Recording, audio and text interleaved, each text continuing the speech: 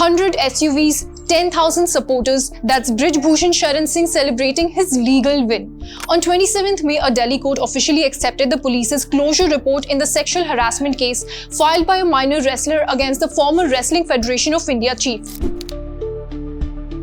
The move brings a formal end to the case that had seen major controversy, protests and upheaval in India's wrestling community. The police submitted a 550-page report in June 2023 saying they found no corroborative evidence. The minor and her father told the court that they had no objections to the closure. और तब से लेकर के आज तक मैं अपनी बात पर कायम हूं।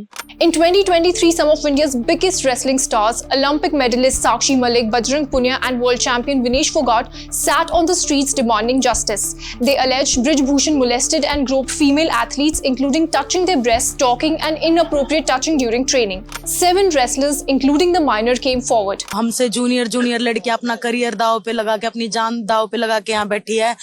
They were detained as they tried to march to Parliament. Footage of them being dragged away by police went viral, sparking outrage across the country and beyond. Even the International Olympic Committee condemned the way Indian athletes were being treated.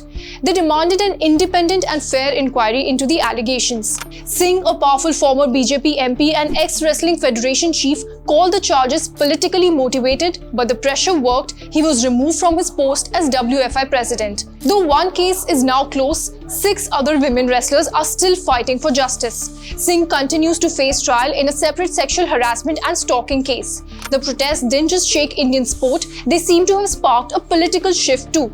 Wrestler Vinesh Fogart, who led the charge on the ground, has now entered politics, contesting from Hisar on a Congress ticket in the 2024 elections. But beyond the courts and campaigns, the larger question remains: what happens to the young girls who dream of becoming wrestlers? What has changed in terms of safety, grievance redressal and accountability in Indian sports?